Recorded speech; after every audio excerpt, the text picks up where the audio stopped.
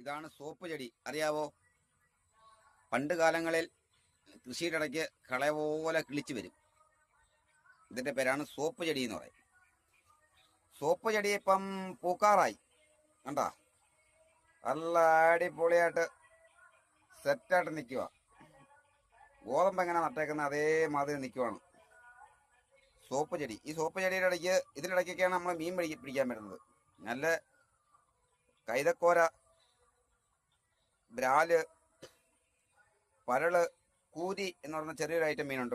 രണ്ട് കൊമ്പൊക്കെ ഉള്ള അങ്ങനെ മീൻ പിടിക്കാനുള്ള സൈറ്റായിപ്പം. അപ്പോൾ നിങ്ങളെ സോപ്പ് ചെടി പരിചയപ്പെടുത്താമെന്ന് വെച്ച്. ഇത് കണ്ട ഓതമ്പന്നേ പറയും. ഇവിടെ അടുത്തൊരു കാവില് പാട്ട് കിടക്കുന്നു.